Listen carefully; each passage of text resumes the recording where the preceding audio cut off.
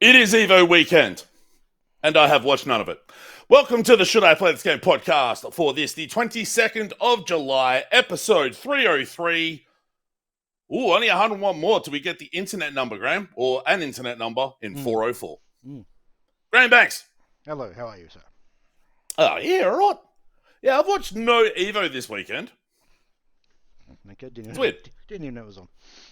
Yeah, I kept forgetting it was on. I thought it was in August, but it's obviously in July, is it? Okay.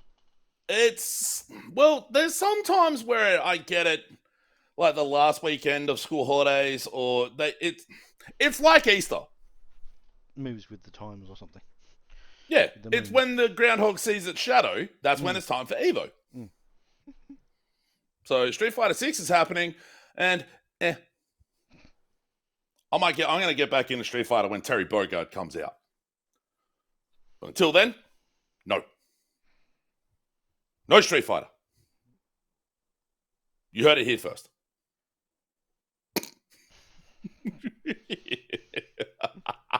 How's tricks? Yeah, good. Yeah, I guess. Just a lot on. So yeah, a lot on. But what's that? I've got a lot on, so yeah. You'll get an idea of that when you see the one game I played. Yeah, I was like, I looked at it when I did a video earlier today on the day of recording, and I'm like, because I haven't seen it pop up with you doing much. And then I'm like, he's been chilling. Oh wait, no, he hasn't, because programming note. You're not. You're not here on the 4th. Yes, I think I've got a week away in Melbourne, so either side of that. So next weekend I won't be around, and the weekend after I won't be around either. So yeah, no podcast in a week or a fortnight, and no video from both of us in a week. So you'll a lot of solo stuff from Steve in the next couple of weeks. Put it that way. Yep, I'll find something dumb to look at. I found plenty dumb to look at. Jesus Christ! This week on Friday Night Fun, Graham. Woo! Woo! I clicked a button and a dude watched like a pervert. I didn't have that game on my list, but click holding is a weird thing. Yeah, I've got not much going on outside of, man, I bought a lot of games this week. Like, it was just indie-pocalypse with all sorts of independently released games coming out all this week. It was weird. I don't know. Someone picked, like, this week, just go, hey, guess what? Blah. And then Flintlock came out, and it's kind of Yeah, I saw that. A bit disappointing, that. I was kind of hoping that might be something I could get into, but I might give it a month or so to get some more patches and see if it's improved. But as with all games that get released these days, you should always just wait a bit if you can. That's just it. Trying to talk about... And that's why I keep going back. Game release dates are kind of meaningless. They have been for a long time.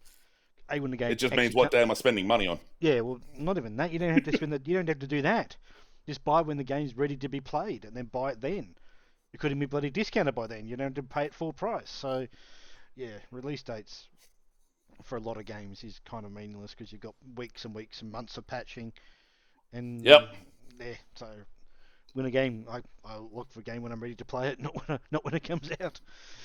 So I go the other way. Yeah, is what it is. I buy games and then stack them like it's like money.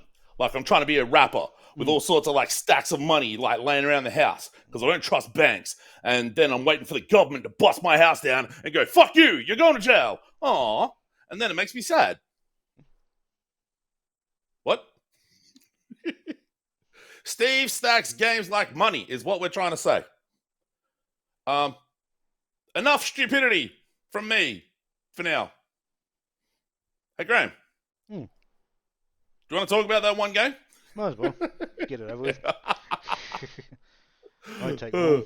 Let's do... How much time have you even had, because, you must be mad busy.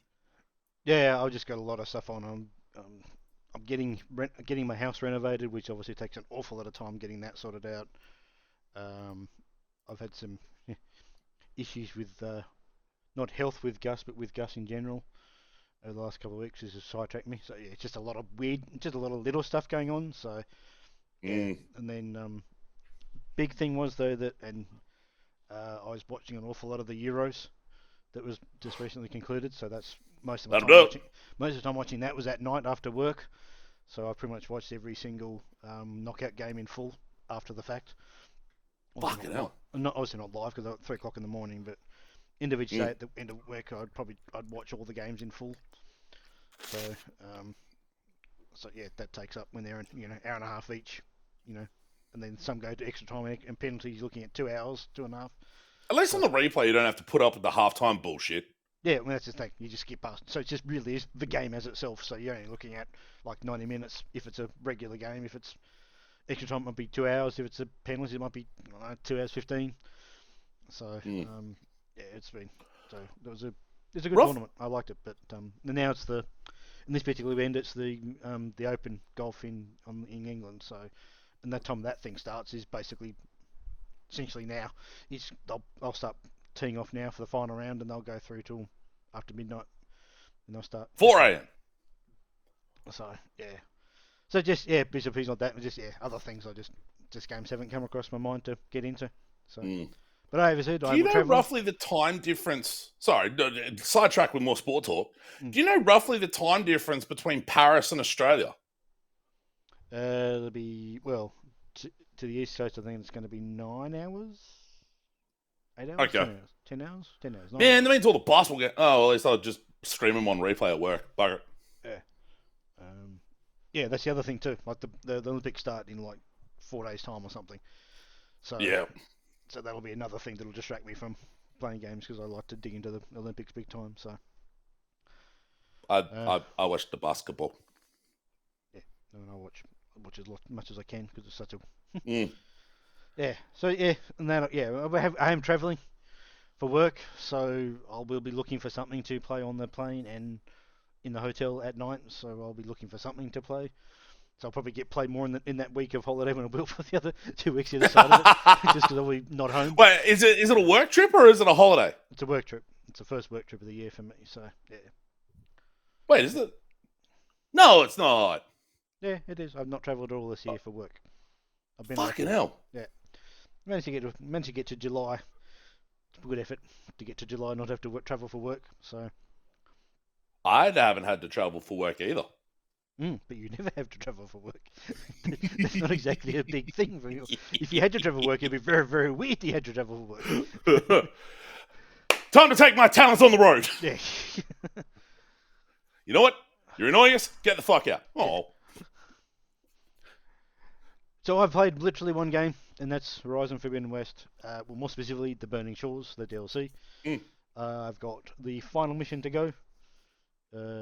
And probably some sort of prologue, I'm guessing, and all the side stuff. So basically they repurposed. So there's a couple of new machines in this game. Okay. Or in the DLC, sorry. So you've got to scan those to get that scanning credit. They've also got the game also has the outpost in it, but they've got a slightly different name based on the context of the DLC, which I can't quite remember what that is now. So they've got a slightly different name, but the context is exactly the same. What they're there is exactly the same. There's 3 of those, 4 of those, 3 of those, I think. And they've got what I assume is going to be the same. In the main game, you had the Vista points that you had to sort of climb the tower, look out, yay. Yeah, and just sort of line up with I think they've got the equivalent of that. It's just not called that. It's called something else. I think there's 3 or 4 of those. Okay. And they've got the game seems to be sort of what the main motif or whatever you want to call it for the game is. It's based on essentially Jurassic Park in a weird way. It's got a lot of stuff that hints back to dinosaurs and holograms of dinosaurs in a big park. So I think it's sort of basing itself on that. And the main story itself doesn't seem to link back to it, except the place where this particular person the story takes place is inside this park. I'm not really sure why. There's references, like they talk about the dinosaurs a bit in terms of a bit of the lore stuff, but not specifically around the story per se. So a lot of the robots are based on dinosaurs in a lot of regards. So they're based on animals, real animals, basically. And some of the, I think some of the ones in this one might be more based on dinosaurs to a degree. But most of the animals most of the machines based on in the game are based on Actually, animals. no, you're right. It is largely more based on existing animals rather than like yeah, right. like they've actually in this new one there's a new flying machine called a water wing, which basically can go into the water. And so one of the gameplay mechanics says you're actually diving into the water while you're flying it, which is pretty neat. And one of the other new machines is basically a frog. It's essentially a big frog, including the fact that it can also like there's little it's called a let me just I think it's called a bile gut. It's the name of this machine. What the name of the frog like is called a bile gut. Yeah, it's called a bile gut. That's not bad. It's a good name, as I said. It's a good name. Just double check that. I mean, when you first say one of the new machines is based on a frog, it's hard to take that seriously. Yeah, true. Because it's like, but then I just think of that episode of Futurama where Bender talks shit to a frog and then gets eaten by it. Good old Bender. Yeah, so it's called bile gut. So basically, it even has the ability to, with a tongue, take down little flying machines as well, like little fly machines, if that makes sense. We have to see the motion. You have to see the motion to see it. So like these things, like this thing can sort of, I think it's almost like it's laying its own eggs. The machines hatch from it, and then it then eats them, sort of thing. I think it's what it's doing. Haven't really paid much attention to it yet. Wait, what? As I said, it's a robot that lays eggs. Yeah, they hatch. I'm pretty sure they hatch. And then it eats its young. Then it can eat it. That's what I'm pretty sure. When I've seen it sort of How move the fucking around. hell does a robot lay eggs? I don't know. That's what I think it's doing, but as I said, I'm not really sure. Anyway, they're bastards to destroy because they're friggin' enormous. And they're I was gonna say this. Oh, so they've made it fucking huge. Wait, is it like Thunder Tusk or Thunderjaw or? They're not quite that big as that. They're basically the same. Kind of like a roller. Yeah, basically roller, maybe a bit bigger, but they're really acid based. Yeah, bile gut or that sounds like sounds acidic. Yeah, exactly. Yeah. So you got those things. You've got the water one. And I think there's another one, but I can't quite. There might be another bigger machine as well. Can't remember. Anyway.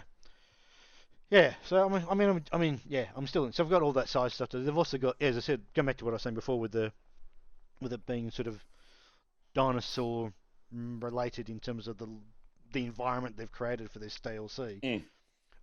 They've got the collectibles rather than it being in the first game or the main game was those ruins and collecting ornaments or whatever I can't remember what the terminology they call them, but there's now got similar things in this game, but it's you're collecting little dinosaur plushy kind of a things, I think. So called Pangea something. What was the word of it? They should sell them. They probably wouldn't be surprised if they have somewhere, to be honest. I saw there's a joint that's doing like a couple of plushies from Remnant 2. Like the dog that can be summoned by the pet class guy, and one of the rolling like tree poison fuckers, which is a really shit description of what those things actually are. And then there's this little guy because he's from Strange Horticulture, and I really like that game, so I bought the little plushie cat, which is even weirder because I don't really like cats in real life. Cats are fuckers. Anyway. So it looks like you actually can buy these. They're probably not official, but yeah, merchandising on stuff like that, like the video game companies are, or like some of them are going through an organization called U2s, YOUTOOZ. Mm-hmm. They tend to do a lot of plushy type and pieces. so does occasionally what are they called? I Am 8-Bit. They occasionally do plushies with their dissolution stuff they do. This one was from Makeship, which is kind of Kickstarter, but for kind of a Kickstarter-y thing. Mm. But yeah. Plushies are cool, but after a while, they take up a lot of space. Yeah, well, that's kind of why I'm getting my renovations to have more space to display shit. Because I don't have enough. Hang on, you still got that fucking Horizon board game, haven't you?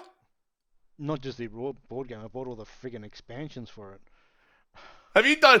Okay, have you done anything with any of that? I've played it once on my own to play it, but that's as far as I ever got with it. There you go.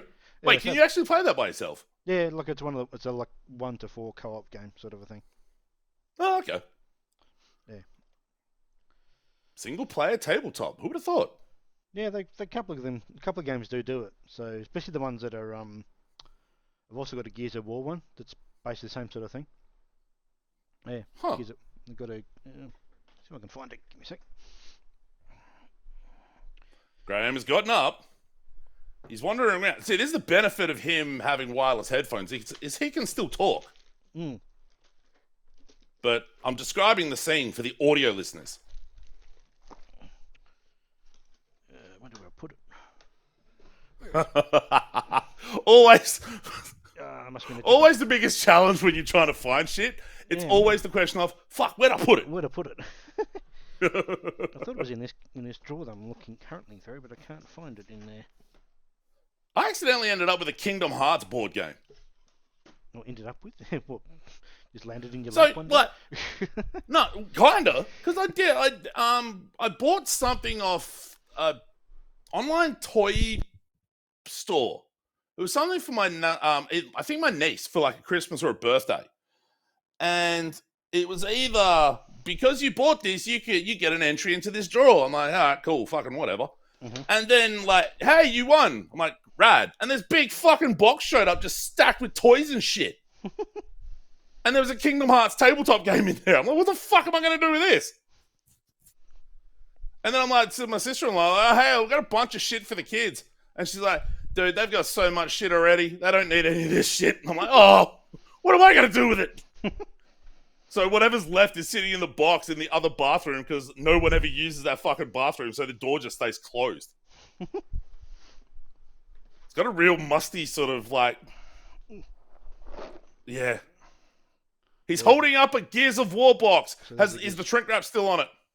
Is there what? No, as I said, I played this one. This is also another 1 to 4 one. Yeah, so it's that. And then the Horizon one.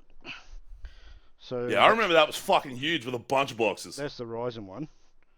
So that's about the size of an LP, if that makes sense in terms of size. And there's another 10 boxes this big that are all the expansions. Not from a thickness perspective, mind. Like, in case anyone's thinking Graham's just holding up a literal just record. No, it's like that sort of put size. like 10 or 12 of them together. Yeah, in terms of thickness, and there's then another 10 of those. Yeah.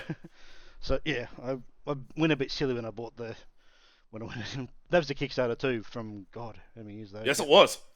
2020. Yeah, that all got interrupted because of I think it was way old, way before that. No, that took ages for them to deliver it because of the pandemic. Oh, okay. Yeah. I'm curious about the Bloodborne tabletop game because it's like it might be the way for you to get into Bloodborne. You don't have to worry about playing it and getting your ass kicked by like animation priority. I've been thinking about trying to figure out a way of with multiple cameras, because as I said, it's 1 to 4 players. Yeah. You could actually play. You could be your like doing this kind of thing. Yeah. Kind of play it with multiple cameras, and I do all the dice rolling. I've been trying to figure out a way to try and do that, but I've not until recently I've had enough cameras to try and do it with. So I might actually try and figure that out somehow. Because you need to have one camera for the board, one for the dice, one for the whatever you've got, so you can sort of see what's going on. But now we've got things like this vMix we'll be using to create this video. It's something we can potentially put together, but I don't know.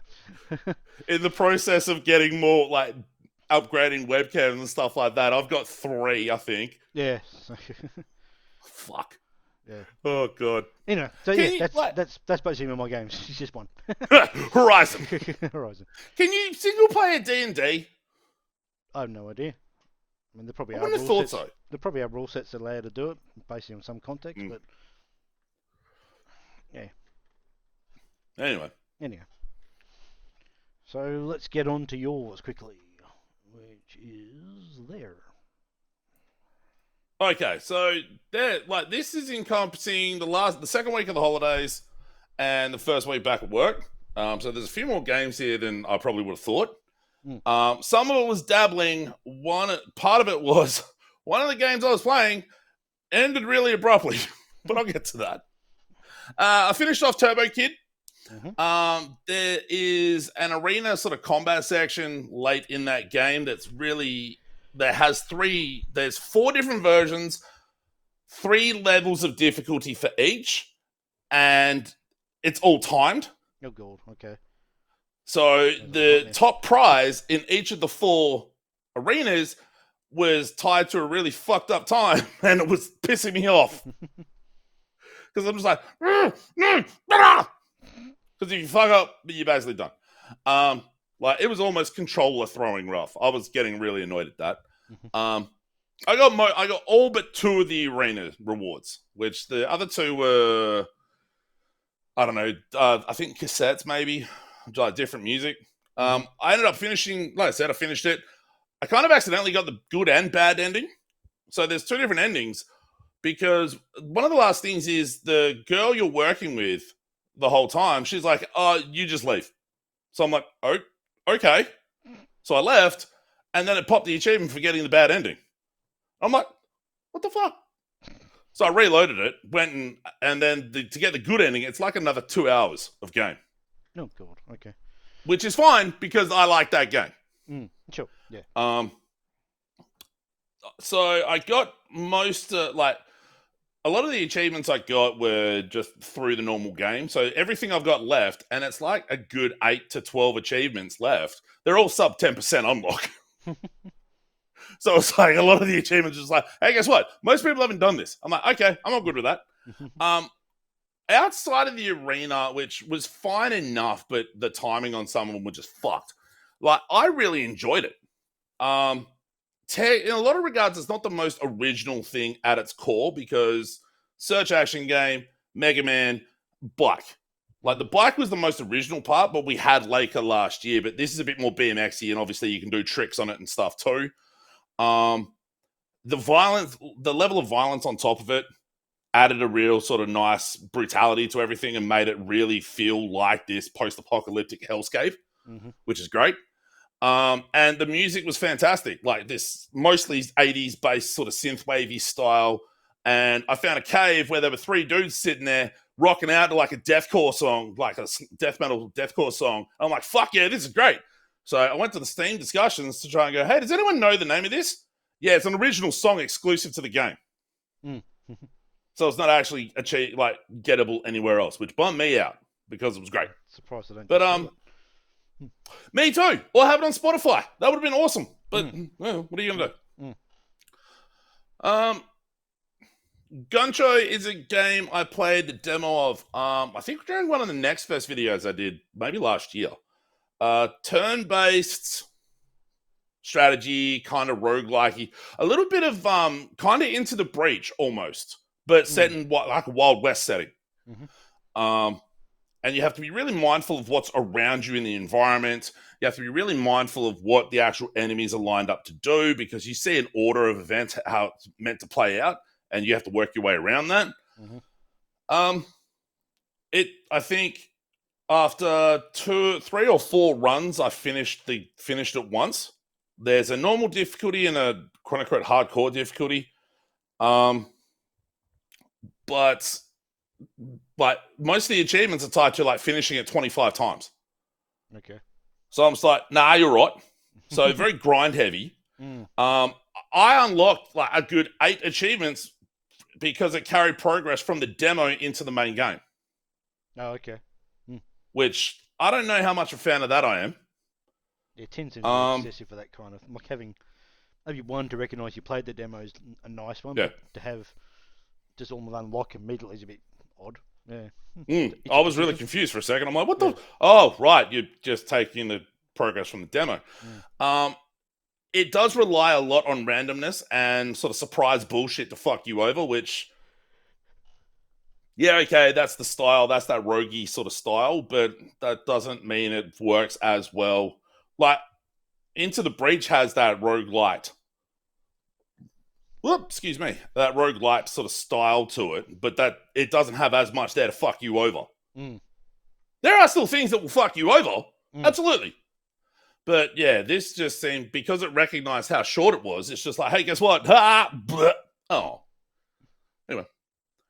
Nordic Ashes is still really good. I've completed all of the expert difficulty level runs on all of the levels with one of the characters, and there's another 8 characters. So I'm like, I really dug it. From an Ask game perspective, it's probably the best one so far this year that isn't pesticide not required. Mm-hmm. Yeah, the last boss fight, it threw up a nice little fuck you surprise with an additional phase and an instant kill fucking attack, which I didn't know about. Oh, God. There is one way to avoid it, but I didn't know what it was at the time until I went to the discussion boards and figured it out. I'm just like, wait, what? Oh no! But yeah, anyway, that game's great. So we talked earlier about release dates and patches, and one of the things that makes playing games after release, like a couple of months after release, waiting for patches, is the impact of reviews and Sure. reviews impacting expectations and things like that. Now, Dragon's Dogma 2 was reviewed incredibly well. But incredibly well. And I don't know if I agree with a lot of that. So a couple things first. I was given the job of protecting the Battalion Empress and preventing someone from assassinating her. Mm-hmm. I did a bad job. Oh, dear. She died. Oh, dear. I think that would be called a bad job. That's the exact. It was like, hey, find the dude who's going to kill her. I'm like, I've got this motherfucker right here. It's him. That's the perfect. And then some other dude runs up and stabs her. Description of a failed job, of failing to protect someone when they die. Yep. Yeah. Yep. So I ended up killing a dragon a little bit after that, which sometimes you'd have a dragon fly down, he'd talk shit at you, you'd fight him for a bit, and then he'd bugger off. But there was another dragon that was part of the story I had to kill, which I did. And then I accidentally stumbled into finishing the game. Because you're given this job, like most of the first part of that I was playing through, there's this story of, hey, the Queen's got a false arisen on the throne, you need to figure out what the go is. I'm like, okay, in the bag. And in the last, it only took me 30 hours-ish to finish it. So the first 10, I thought I had 10, 25 hours left when we talked about this on the last podcast. Just to break in there is not a bad thing. No, it's not. No, I enjoyed it for what it was. I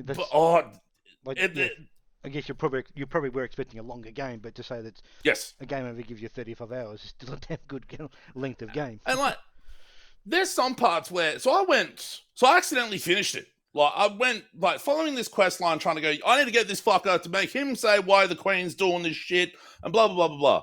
And he brought this big fuck off dragon in. I fought the dragon after about a 45-minute fight because I basically just had to crawl on his back and stab it for ages. Mm-hmm. I finished it. I'm like, what? I just finished the game. How the fuck did that happen? So it was a really, really sudden and just rushed ending. Mm. And then there's a much like, so Dragon's Dogma 1, there's technically 2 endings. One, you sit on the throne and the world just goes on as it was, and or you cut your throat and then everything restarts, which is the true ending. Mm-hmm. So this game has a true ending as well. I didn't know what it was. I didn't know anything about it, and nothing's giving you a hint. So I ended up finding that out. And what it does is sort of inverts the world almost and takes all the water out. So it turns into an even more fucked up version of sort of Elden Ring. Mm-hmm. But the best part is it doesn't save. No, okay. I lost 3 hours worth of progress because I died in this restarted area because there was no save at any point, despite it saving damn near constantly in the main game. Okay. So I was like, fuck this, I'm out. And then I made a mistake. I went to the Steam discussion forums to basically like, what happened here? And there was a bunch of people going, oh, you rushed it. You didn't play the game properly. No. I'm like, oh, fuck you guys. Fuck this. You fucking dipshits. Oh, you need to explore. You need to... And I was like, I'm trying to explore here. Normally when I'm playing an open world game like this, there'll be a mission over there. I'll go eventually over there by taking all the off-beaten paths there. There were whole chunks of the map that I didn't end up going to because I was never nudged in those directions. And they were like, oh, you needed to... I'm like, fuck off, man. So I was looking around and I saw a review that was basically like, for the first 20 hours, I was like, this game's fantastic. And I was thinking about it. I'm like, that's exactly what I thought. And then you get to the end game and then this happens and then it's kind of a bummer. And I'm like, that's exactly what I thought. So then I stopped playing it. So for that first 20 hours, it's really open. You get a bunch of side quests in the first half that are presented to you in a typical way. Occasionally someone runs over to you and when you're in the right spot at the right time, but it never really sort of signposts that. You end up finding out a lot online. But there's like the enemies get really repetitive. There's only like seemingly eight enemy types, like goblins and hobgoblins, skeletons, harpies, wolves, bandits, and lizards. Like big lizard people thing. But like there's no real sort of pacing to it. It's every 5 steps you'll run, like when you're trying to explore in the open world, you're running into enemies. But like if it's trying to be this, like there's no ebb and flow, there's no downtime to just run around and explore without getting jumped by like fucking 4 dudes that you most of the time wipe out. So it's just annoying.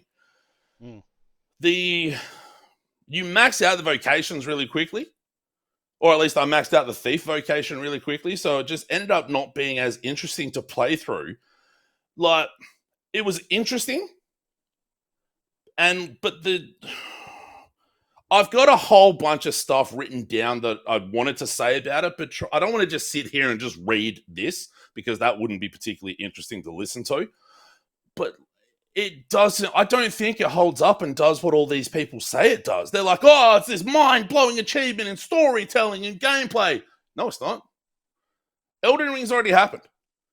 If you're going to do an open world RPG, action RPG like that, and you want to try and like borrow from it, you can't half guide and then half not, and then have a go at people when they don't play it the right way. And well, the like devs aren't doing that. The other players are. So it was people. It was people on the forums. Yes, You're right. But someone did come up and say, you're not the only person who like found the ending just happened like a punch in the face and people were really let down. I'm like, thank fuck. Yeah, I just actually found your post.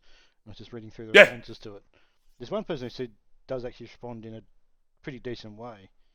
Yeah. With a whole bunch of did you do this? Did you see this? Did you do this? Did you see this? And then I responded. He sadly didn't respond to that, which is a bit of an issue. Because it would have been nice to see what he said, but yeah. But like half the shit he's like, did you do this, and I never got presented either the ability to do it or got nudged in the direction to do it. Like, go and find the Medusa. Okay, I had one person randomly mention in a conversation, hey, there's a Medusa over here. That's not an indication of a side quest or go and do this because nothing was ever put on a map. Yeah, well, and that's probably where we sort of go back to that Ubisoft thing of putting flooding the map with icons. Yeah, which does tell you there's stuff to do there. If you don't, but like Elden Ring did the. But if you don't do that, then there's how do you then get those things organically? And that should be even if what you just described happens, maybe that's enough for them to put that icon on a map to say this. Just has question mark. Oh, what's that just appeared there? Oh, that's referencing what that person just said, 5 seconds ago, or something like that. Not to say just put them all there in the beginning, just have them there. Yeah, that's the other way to do it. And that's kind of the way I think now. I think Ubisoft, we'll find out with that when the Shadows comes out. Yeah. How they're going to start if that's how they do it. Whereas like I've just done, Horizon, that starts with very little icons on the map until you do the tall neck things. Yeah. And then that sort of reveals that sort of stuff. So there's ways to get that stuff presented to you, rather than just having it all be there from the beginning. You just have 1,000 icons and go, what the hell do I do next, sort of thing. It does come to you in bits and pieces. And then you also do get, you walk up to those, what are they give you rumors, I think is the term they use in the game. Yeah. And they'll then reveal that's a map icon over there that you might have already had a question mark for, but now it gives it more reason to go and look at what that question mark is. So there's a balance to it from all that and from all directions in how you do that sort of stuff. But and like, yeah, but having nothing come on the map at all and then just stumble across the ending is a bit odd. Well, it's like Elden Ring gives you next to no guidance. It'll put some things on the map, like very rarely. And like there are quest lines you can follow through, like there are in the other From games. But that's all that is. That you don't get like a massive quest log. This will give you like a part, like you'll get quests through the game by talking to people and stuff like that. But then the second half of the game in particular, you're not getting much in the way of actual quest lines to go and do. It's all reliant on you stumbling across stuff out in the world in a complete opposite direction than what any of the markers on the map or the quest lines might be giving you. And like, if you're going to go if you're going to try and do an Elden Ring style, then don't be so marketed at the start. Out when this thing was being made, so like they're not compared to each other. Like, not exactly. I mean, you're comparing Elden Ring. There's some similarity to it because it came out, but like it would have been made parallel because of the time frame. But yeah. It just, but like thinking about my issues with the combat, with the pacing and all that sort of stuff, people were sitting there going, "Oh, I've got 100 hours. You rushed the whole game." Yeah, there is no fucking way I'd want to play this for 100 hours. Doesn't sound like it, no. Like, I enjoyed what I played of it, particularly for that first 20, but holy fuck, does it run out of steam? And then to accidentally fall into the ending sequence by trying to follow this storyline and then be told, no, you have to do the true ending. But then the true ending doesn't even save your progress particularly well. And it's like got this Majora's Mask sort of weird timeline thing where if you rest, which is seemingly the only way to save, it'll push time forward. So if you don't actually get these things done in the time frame that you're given, hey, guess what? The game ends and everything's fucked. So reading that, I'm like, I'm done. I'm done with this. It's okay. It's pretty good. I'm like the people who are giving this thing between 9s and 10s. High. I have no idea what they're on. But anyway. No, it's just their opinion. Well, yes. Obviously, yes. What's the fun in me doing stuff if I'm not going to be incredibly hyperbolistic? I can't be dipshits on the internet. I should be used to it by now. Yeah. I shouldn't do it, but still. So once I got, for the most part, done with Dragon's Dogma 2, it's now uninstalled, so I'm like done with it. I was like, okay, I'm going through, let's start making more progress through my backlog. So I jumped into Heading Out, which is kind of a roguelike-y mix of visual novel / dialogue choice overview map and arcade racing. So it'll surface you a map of the United States. You have to get to a certain point. Your fear is chasing you, which it does in a really weird pace. And you occasionally end up in situations where you're either looking at like visual novel style and you're making dialogue choices or narrative choices to do certain actions, or you end up in these pretty simplistic arcade races. It's pleasant enough. It's a little simplistic in sports. The actual racing is a little simplistic. I had some physics elements break on me in a great way. I hit like seemingly seams in the environment that completely just fucking flipped my car. Okay. And I don't exactly know how that happened. There is an apparent decent variety to the events that take place and the events you're provided. But the voice acting does not have that same variety, particularly in the opposing races, because they're shit-talking and they're taunting and all that sort of stuff seemingly has 5 lines written for each character. Okay, yep. So you just end up hearing the same thing over and over and over, which gets a bit annoying. Mm-hmm. I got through the first 2 acts. So it's got 5 acts. Mm-hmm. I got through the first 2, but very little of the story was actually being explained at that point. I'm like, why the fuck am I even continuing with this? Mm. Like, there's this fear mechanic of fear chasing you. That's not explained at all. Mm. And what you're actually meant to be trying to do, that's not explained at all. The narrative hooks just weren't really there. Mm. It's got a fucking amazing visual style. I love the look of it.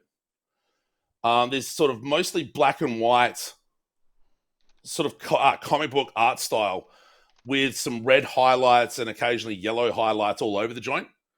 It's really striking. But Like, the audio, like I said, the voice acting's okay, but a bit limited. And it's got some great music for the setting, but I don't like the music. Okay. It's all that 70s sort of classic-y rock stuff or whatever, which I'm like, yeah, some of that stuff's great. Most of it's bullshit. I don't want to listen to this. But, yeah, I don't know. It had potential, but didn't fit it. Mm-hmm. Tales of Kenzara. Zao is another search action game that came out a little bit earlier this year, a couple months after Prince of Persia. Right. And there's a distinct similarity in the like art style of, and in some regards the gameplay of it, because they're both search action games. Mm-hmm. Both of them have fairly in-depth combat systems. And both of them have fantastic looks to them. So and there's 2 layers to this. So in the quote unquote real world, I've forgotten the dude's name. You're a young man, sort of 22-ish, whose father passed away. And his mother gives him a book that his dad wrote. And he wants to read it to figure out this last story his father left him. And the last story that he left was the telling of Zhao's story, who is a young shaman whose father passed away, and he's trying to make a bargain with death, where if he deals with these 4 great spirits, the death will bring back his father. Mm-hmm. Now, there's a twist at the end that I'm not going to reveal about the nature of all of that I didn't really see coming, but the story is written really, really well. You get to a point where there's an element of the story where the main character's like, wait, hang on, what's going on? And then another revelation is revealed and he sits down and you get the rest of the story. So you get the option to play it in, I believe it's pronounced Kishwali, which is an African dialect or language. Mm-hmm. With English subtitles, and I felt that was most appropriate given the setting. Mm-hmm. So I did that.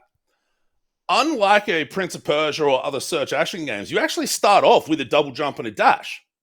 No, okay. So a lot of the traversal stuff, you get some more traversal options as you progress, as of course you do with this sort of game. But having a double jump and a dash off the cuff was really surprising and a little weird.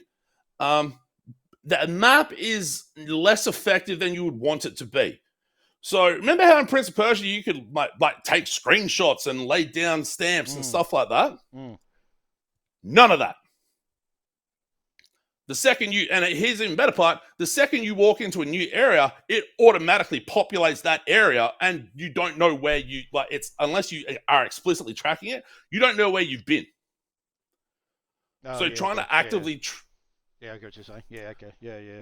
Trying to actively track down some of the collectibles and the additional elements is really quite tough because there's no way to actively mark your map to go, I need to come back to this part later. And I added... Well, you know that's not... You know you got to come back there because you can see a little path going into blackness. Oh, that's... Yeah. I couldn't get that point. Yeah, okay, yeah. Which it doesn't do that because it puts the entire thing on there. Yeah, okay. And I'm like, oh! So, again, with the Steam discussion boards, went on there and go, is there any plan for that? And the developer responded and was like, that's actually not a bad idea. I'm like, I'm surprised you haven't heard of this before. He said, well, we're going to look at it.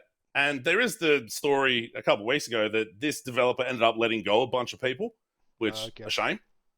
But it's like, well, if you do end up doing it, I probably won't see it because I'm done with the game now. Done with the game, yeah. I ended up getting all of the quote-unquote trinkets, which are like in Prince of Persia where you have the charms you can put on, very similar to that. There's reflection areas where you get more health, and then there's just lore collectibles that are basically just lore dumps of the culture and all that sort of stuff. It's the lore collectibles I didn't get all of. So because of the way the map works, your encouragement to explore is sort of lessened. Because it's like, I don't know where I've been. I don't know where I 100% need to go for collectibles. I'm just going to keep boring forward then and hope for the best. Which is kind of a bummer. The camera's a little wonky in that there's times where the camera will transition to try and show specific things. But then if you change direction or you're going a different way, it like doesn't quite know what to do and kind of gets a bit lost. Yeah. Which is a bit weird. There are a couple of chase sequences that really just throw a change of direction in there out of nowhere just to fuck you over, which was annoying.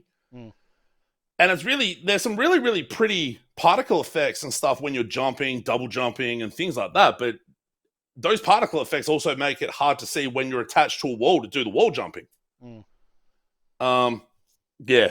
I largely enjoyed it. It's got some rough spots, but it is published by EA. It's an EA original.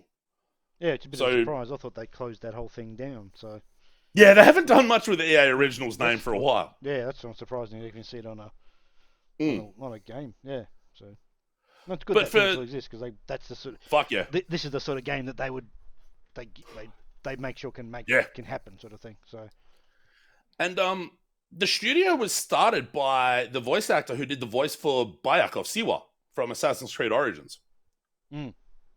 And he wanted to tell the story of his father's passing, so he did that. And I feel like it's like from a narrative perspective, it is largely successful at that. But yeah, there's some wrinkles in it that get in the way, but otherwise to say really good one of those would maybe put it on the level of Prince of Persia. I don't think it gets there. It doesn't get there, but it's a good one of those. Anyway. Sir Mount. We did a video of this that is live on the YouTube. Oh God. Because I I wiped my save in order for us to do the video. There was one challenge in the first area where it's like the toughest climb. I fucking had to spend like 2 or 3 hours redoing that because I wiped my save and I just kept fucking it up and it was shitting me so hard. I tried doing it after dinner one night, but I was sleepy, so that was making it worse. I'm like, fuck this. But I eventually did it. Physics-based climbing game. And it throws some really interesting challenges and sort of procedural design or procedural generation into the main climbing. There's little challenge jobs that you do. You get a totem pole eventually where you can equip some perks that make or have an impact on the way you climb. The protagonist character that you control is actually not featured on this key art at all because you can custom make your own little guy or little girl if you want. So most of I'm circling the wrong spot. This lady here is a scientist at the base of this fictional mountain who wants to study the mountain and figure out what to go with it is. This is some douchebag internet celebrity who has his own TV show that's like, I'm going to climb the mountain. And everyone's like, yay! But there's also some people like, dog, get the fuck out of the way. We want to actually climb the mountain. So the writing is really, really clever. There is way more to it than you would possibly think there would be because it has all of these different challenges and different jobs and everything else. There's a bunch of stuff to the side that add to the engagement and to the enjoyment. It's not something I think you would want to marathon or like sprint through because God, you need a break from that sometimes because the physicsy nature of it, you're just like, and you might want to throw something, but fuck, it's good. It's really good. Screwdrivers. I showed you this briefly after we did some video. Basically, it's in very early access right now. You can build your own cars and then race them in there's a single player sort of challenge mode. You can play online against friends. There's an open world where you're driving around discovering more parts. The driving model on it is really quite interesting and quite solid. But I accidentally lost like 2 hours of the Friday night show a couple of weeks back by starting this and just trying to figure it out, get it figured out, and then like, let's keep going. And then I looked at the clock. I'm like, oh fuck, we've been going for 4.5 hours. Super, super cool. It has a Banjo-Kazooie nuts and bolts vibe. Just less of the Banjo and Kazooie framing and whimsy that is inherent with that. But I did not think I was going to enjoy or even understand the building of the cars and getting locomotion into the cars and all that sort of stuff, because that is not my wheelhouse at all. But the tutorializing is really strong. It makes it quite easy to understand it, to the point where I was able to actually put together a few different cars and make them work. I dug it. And I'll go keep checking back in with that every now and then. The Surge 2 is done. I have finished it. It's a really, really good one of those. I wish I'd played it when it actually came out. I did not. As you can see, it's almost 5 years old. But that has now... Actually, this week's Saturday show ended up being a little bit of a surprise, which I'll get to in a sec. But I do have a couple more Souls-ish games that I want to play through, and Doom Eternal before Doom the Dark Age comes out next year. But we got time. Another game we did a checkout of, Instruments of Destruction, which has two different parts to it. There's a main campaign where you're given a vehicle, you're dropped in an environment and given set challenges like just get X percentage destruction, take boxes into a point, or push them in the water, and do it to a set time.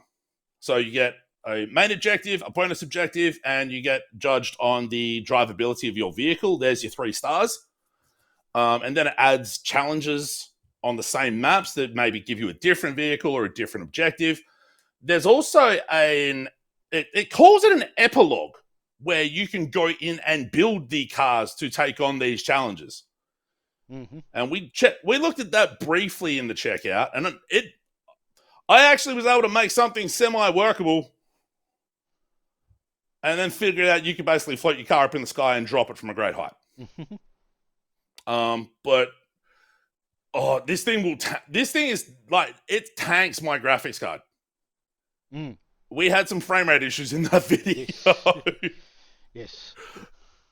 Which was really funny, because I don't think you knew if it was like lag in the video feed or what was going on. And then it's like, no, it's running like shit. Just because you got the sheer amount of explosions and particle effects and shit going everywhere. It's super fun. It's super satisfying to go through and figure out the damage puzzle to actually get the 3 stars. So when we left the checkout, I had done a few levels and challenges, got a couple of stars in each, but didn't have 3 stars. I went back and did those. And not as exceedingly difficult, but definitely not something people would have wanted to watch, or you even would have wanted to watch me do over and over until I figured it out. But yeah, just really, really clever in some of the actual designs. Like you see this thing in the Kia where it's got 6 wheels and basically a ball and chain, which I think we had one of those in one of those challenges. Yeah, it wasn't particularly easy to get the kind of motion that screenshot is implying. No. No, you didn't quite get the swinging around. It was more forward and back. Yeah. And we also misjudged the care needed for that one. Yeah. Remember the one, like the challenge we had in the checkout where you had that spinning bladed helicopter thing? Yeah, that was a fucker to get 3 stars on. I can imagine. Oh god, that was a real asshole. Dyson Fold. came out fairly recently. I saw some positive reviews of it, so I thought I'd check it out. It's kind of a dice-based roguelike. You get... So, it's got dice and it's got card components. Like, you'll... In the combat encounters, it'll flip out a hand of like 4 monsters, enemies, whatever. You roll dice. You get more dice as you go through the campaign. And either you need to put down an exact dice value, or it's got a cumulative value you need to just like deal with. I'm doing a not so great job of explaining this, but it's actually really quite cool. A successful run is maybe half an hour, but there are so many characters, and there's like maybe 15, 20-ish possibly characters already in the game. They're planning on doubling that through upcoming updates. So it's like, fuck. And all the different characters have different abilities that you then slot dice on to trigger. Trying to actually verbally explain this is less interesting than it actually sounds. Or it's coming across as not particularly interesting. It's seeing it in motion where it's like, this works. And it works a lot better than it really should. But I'm digging it. It's nice for a different thing to play. This is one... So on Friday Night Fun, I have enjoyed sock pop games in the past. They have, since, I think in maybe the last 5 to 10 years, Sock Pop have put out 100 plus games. So they specialize in putting out really little experiential sort of products that, for the most part, you're done with in about an hour or two. Clicky Land is a tower defense game that has resource management. But on top of the normal resourcing that you get, like stone, wood, things like that, your main resource is clicks. So the first day, you only have 15 clicks of the mouse. Now, as you go through, you can lay down buildings that give you more clicks total, and you can generate more clicks as well, to the point where you can get up to like 90 clicks on a day.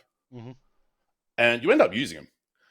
And then every few days, you get a bunch of enemies coming through these portals trying to blow up your castle, which is in the middle here, because they're pricks and they must be dealt with. And the overall aim is to survive 100 days. So I played it on Friday. Because I'm clever, I forgot to switch the audio source. So that section of the Friday show doesn't have any sound on it. Outside of me talking, which, because I'm super smart, which means people miss the best part, which is on the boot up, it has a different way of saying sock pop every time, and I really like that.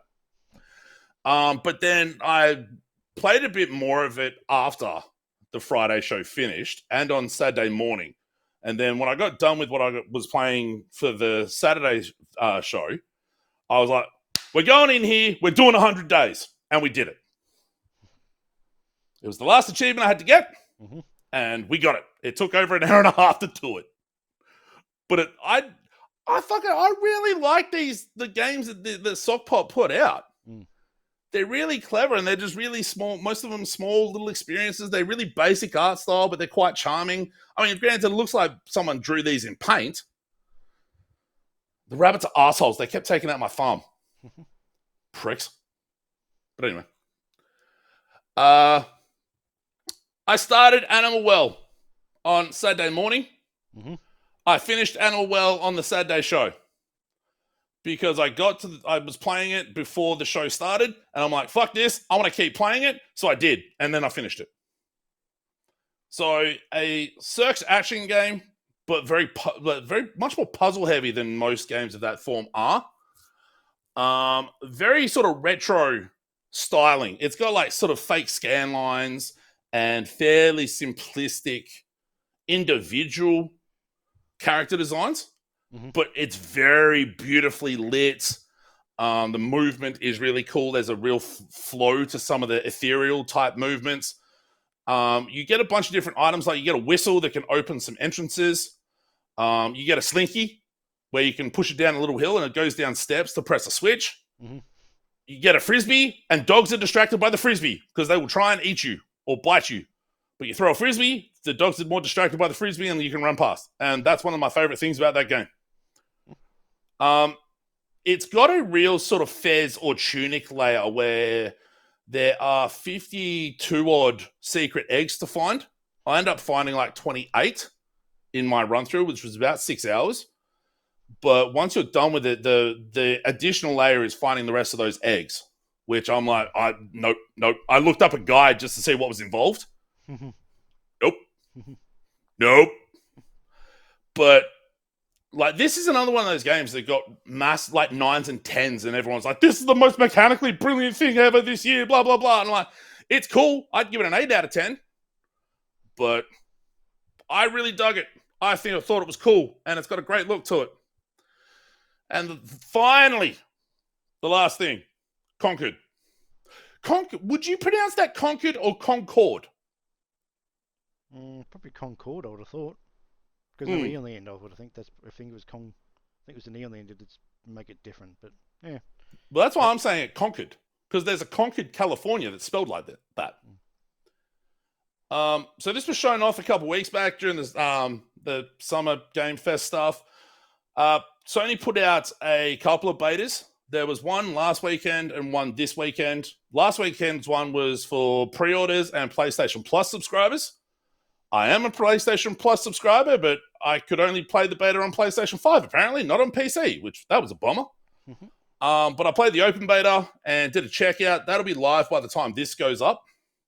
Mm-hmm. Remember Guardians of the Galaxy, Graham? Mm-hmm. Did you ever want to play a bootleg Overwatch with fake Guardians of the Galaxy characters? No. Word. That's basically what this is. Mm-hmm. There's some narrative trappings around the edges of like the free runners and what they're trying to achieve, but it just boils down to a pretty stock standard hero shooter that does fuck all for new players coming in. Like, there is no way outside of playing literally every character to figure out what the characters actually do. And like, the selection time to pick a character before the game starts is so short, you can barely figure out what you want to do. But it's, in order to look into the characters and their abilities and everything else, it's a really circuitous loop of looking through the cosmetic menus for each of the characters. Then you can look at their abilities. Mm-hmm. Like, it plays fairly well, but I said it in the checkout, I'm going to be shocked if this thing lasts more than 6 months before it gets shut down. Mm-hmm. I don't know how it goes in a world where we have Call of Duty, Overwatch, Marvel Rivals. I think is the only new possible game that's going to maybe not die on the vine. But yeah, it was okay. It was fun enough to play, but man, all the shit around it just really soured me on it. So yeah, that's going to be up on the YouTube by the time this goes live.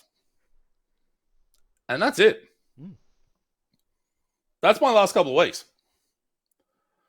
A lot of fucking around. And some actual like progress made in some things. So I don't know about you. Should we begin the end? Yeah, let's do that. Let's do that. If I can find the video first. There it is. There we go. Bye.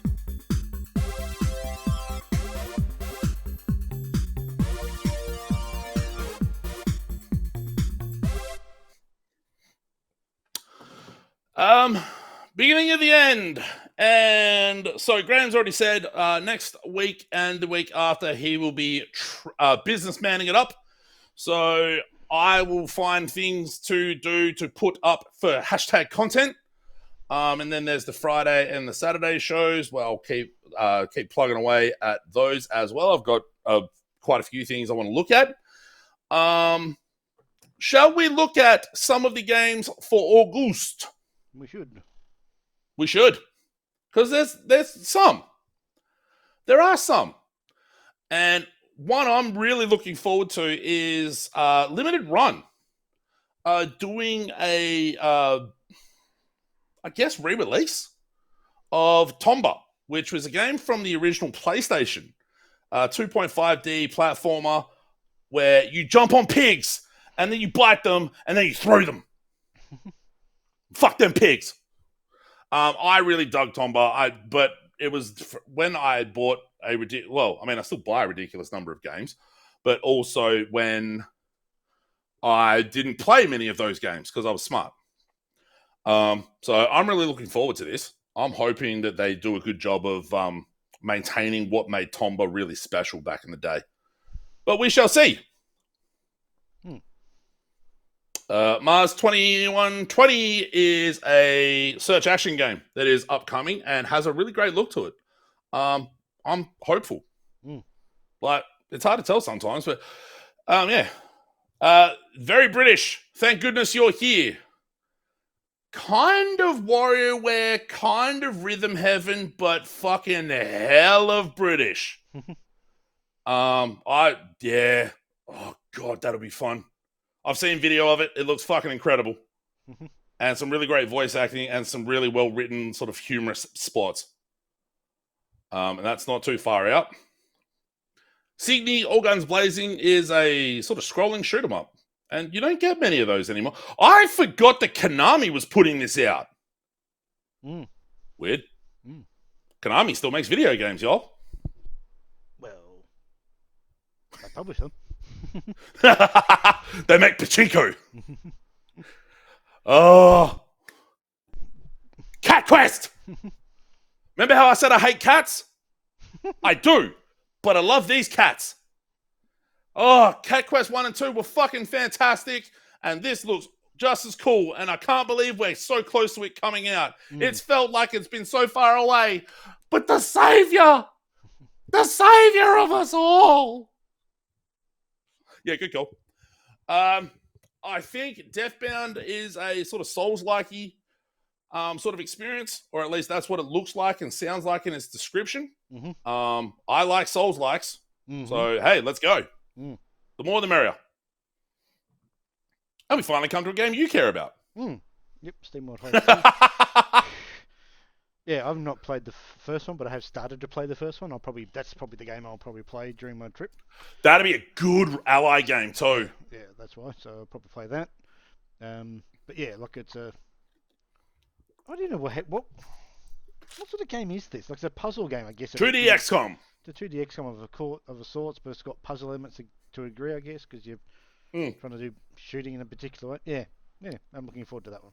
Anything in the SteamWorld environment, I'm very much interested in. So absolutely, and you get like the third shot where you see the little zigzaggy. You do have some ability to ricochet bullets in order to hit enemies. So you get a little bit because you only have 2 dimensions to play with. You would think the strategic depth isn't quite there, but because of the ricochets and everything else, that replaces it from a movement and strategic depth. Yeah. It works way better than you think it would, and the overworldy type stuff they seem to be doing with this, I'm really looking forward to seeing. It should be cool. The early access version of Stormgate is going to be released about mid-August. So this is a bunch of devs, ex-Blizzard, who worked on Stargate, StarCraft, Warcraft pedigree. I am very curious and hopeful and would like to see a single-player component to this because there's no fucking way I'm going to be able to take a game like this online and not get my head kicked in. That's probably the only thing that pushes me away from it is it's not a single-player focused thing. It's a free-to-play. Battle Aces. It's a free-to-play game. It's a free-to-play game, so that's the other thing too to mention. Battle Aces is an upcoming RTS or reimagining of the RTS that's sort of very card-based in its unit structure, but there is no single-player and no base building. It's all very much about attack attack like moving units and things like that. So that's very much a whoop, I'm out, because fuck me, I would get my head kicked in. Very short matches though, 10 minutes. Whereas Stormgate, you could probably get them for 2 hours. I don't know. Dredge is getting more content. Dredge is fucking awesome. People should play Dredge. August 15, the Iron Rig. If it's anything like the last content update, or content pack, DLC, whatever you want to call it, probably a couple of hours, 1 to 3 hours-ish worth of content. And more of the writing, more of the fishing. I really like Dredge. And we're getting more of it. So, yay. I was really confused because this actually shows up in here twice. Strange Scaffold. Actually, I played a game by Strange Scaffold. No, I didn't. It was Shared Memory. Strange Scaffold are the developers that did El Paso Elsewhere. Apparently, they just churn games out. This is kind of a Neon White in that it's a first-person shooter, speedrunning sort of game, but not with the horny religious element. Much more of a secret agent, spy agency, fuck you, I'm going to kill you all sort of aspect. And I really liked Neon White. If you say to me a game is kind of like Neon White, I'm going to be in. And I am on this. Castlevania is like dope-looking, sort of old 8-bit, 8 to 16-bit, sort of almost Zelda-like. Fuck yeah, I like those games. I never used to like Zelda when I was a kid. But, I don't know. Maybe I was dumb. Maybe. Black Myth Wukong. Hey, do you want to play a Souls-like with monkeys in it? Because I do. This is probably... When it comes to I was going to say when it comes to like a AAA game, but I don't even think you'd call this AAA either. Obviously, we're not going to know because of budgets and things like that. But it's one of the few big games coming out that I actually really am interested in. So yeah, that'll be cool. Dustborn, somewhat narrative experience. What else is there to it? I don't 100% know, but it's got a fucking fantastic look. The art styles. And everything I've heard about it makes me really interested about it. I just can't remember what I've heard about it because I'm smart. The other thing is published by Quantic Dream, which is interesting. I think that's their first. Yeah. I think it's their first published game where they've not made it, I think. No. And I think they got rid of the dipshit from... Well, dipshit's not the right word, but the problematic individual. Which his name escapes me too. Anyway. Micah and the Witch's Mountain is a game... I actually got confused and I got mixed up between this and the next game from the Shovel Knight developers. But this still... I like the look of this. This has a very cheer vibe to me. Yeah. That sort of cozy open world exploration game, which I dig those. Sometimes it's really nice to just play a sort of lower stakes exploration game, like a short hike, like a chair, things like that, because it can just be really nice and pleasant while still having that engagement factor. Take XCOM with door kickers and kind of to the breach, and you have tactical breach wizards, which is a fucking fantastic name because it's like you're cops, but you're wizards. Woo! I'm gonna look at this. I've heard really awesome things about it. I really dug into the breach. I really dig XCOM type games. The developer is named Suspicious Developments, and that's fucking awesome. It has a great look to it. I think conceptually it could come out really, really well, or it has at least an interesting concept to it. By adding that sort of wizardry type level of elements to it, and fingers crossed. I mean, you can say that about everything on here, but fingers crossed it comes out well. Core Keeper is a game I already have in early access. It's kind of Stardew in some ways. And it's getting an early, 1.0 release. I think there's more sort of underground elements to it and maybe more building-ish type elements, like the sort of not quite factorization of a Satisfactory or Factorio or something like that, but still some of that like semi-mechanical systems that you're building. Mhm. So it could be good. Hey, I am a beast again. Bloodless, hack and slash, beat 'em up. It has a really interesting art style to it. Mm. And again, if you put any sort of label that indicates like souls of, I was trying to think about this because I think like souls like as a genre, because you have to know what souls are for that genre label to work. Oh, yeah, you do. That's the same for anything. I mean, but if you say action game, we know you're like doing that's not reliant on knowing the game, a specific game itself. No, but you can say that some Metroidvanias, like for the same reason. That's why I call them search action games now. What do you call them? Search action. Oh God, just call them Metroidvanias. That's what everyone knows them as. Yeah, I like search action though. I like being different. I'm different, man.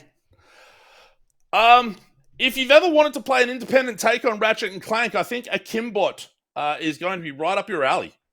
Because looking at the screenshots, looking at the description and everything else around it, it very much gives me Ratchet and Clank vibes. Maybe a little bit more vehicle-based. But, yeah, that could be super interesting and super cool. And then it could not be.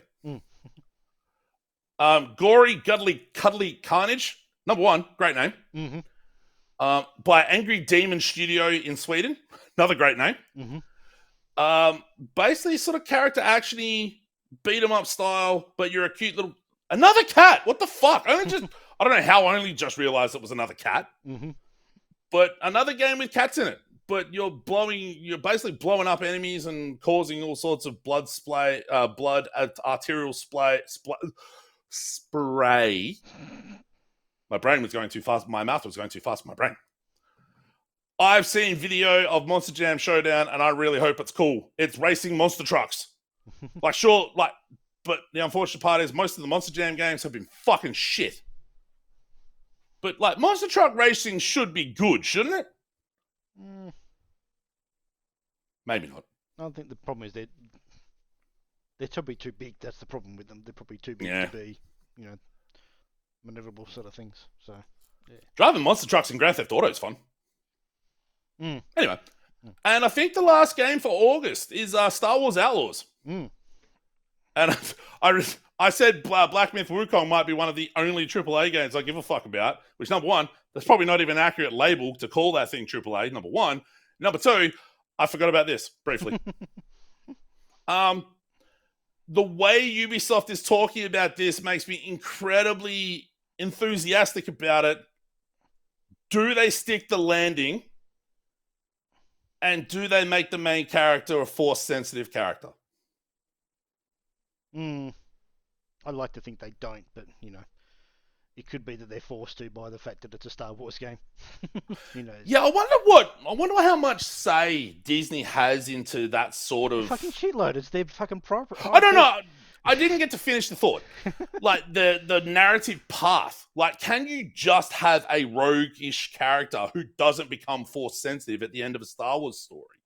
I'd be very surprised they have a lot of control over it. Because it's just the IP. That's the problem. It's the curse and the pro and the con of a licensed property. You've got a big property. You got to deal with the licensor. You got to then deal with the licensing side of it and what they want out of it, which may not necessarily be. But having said that, I mean, Disney of late, when it comes to Star Wars games, well, not Star Wars, the Star Wars stories, especially the ones they've done, the offshoot ones, which is essentially what this is. This is equivalent of a Rogue One or a... What was the other one they had? There were 2 they made. 2 offshoot ones. Lando. Yeah, that one. So they've got those 2 sort of non-mainline story movies that are the offshoots that have they have sort of reference to the environment, but nothing to reference to the main story sort of thing. I'm treating this like one of those, so I'm like to think that it won't be a force characters in it, of course, as you would expect. But I don't think your character will be that. I'm hoping for that. That's what I'm hoping. The last 10% is just your character wielding a fucking lightsaber, and it's going to be like, really? Again? Have you watched... I mean, obviously, I would imagine if you have watched it, you would have said something, but have you watched any of that Star Wars Acolyte? No. Yeah. I have heard people say it's good, but I don't know. I find it hard to trust people when they say things about Star Wars are good. I don't know. Because are they just hyperbolizing because they're Star Wars freaks? I don't know. Now I've just offended half the internet. Let's offend the other half. Fuck Star Trek! No must listens this week. There's one that was sort of close, but I haven't listened to it quite enough yet to be able to say it's 100% a must listen. But yeah, so next couple of weeks, there'll be largely video content from me. Twitch.tv/Enemy Starship. Go there, give us a follow there. You'll get an email when I go live to do shit. Solo Factory? Maybe. Possibly. Just see how Probably likely not. See how work goes at this stage, but yeah. Man, Graham the businessman. Got to be about that business, yo. Everything falls down without Graham's input. Moving on. I got nothing else. Nope, neither have I. All right, wonderful. So this has been episode 303 of the Should I Play This Game podcast for this, the 22nd of July. Graham Banks, thank you once again. No worries, thank you. And you'll be back in about 3 weeks, so have a good and safe trip. There you go. Don't cause any problems or any interstate incidents. I'll try my best. Yeah. Should we put money on that? No, I'm not going to say that out loud. I think it'd be very, very easy for me to win that bet because I know I won't. I was going to say, should we put money on you getting arrested? Yeah. I think I'm going to avoid that. Graham smuggled meth. There's your podcast title. So we'll be back in about 3-ish weeks, probably with another podcast episode, and a bunch of video content will hit the YouTubes. Keep an eye on that. And yeah, keep hanging out, and we'll see you on the next thing. Right. Bye. Bye. Hey, Graham, press that button. Hey, it worked. Yes.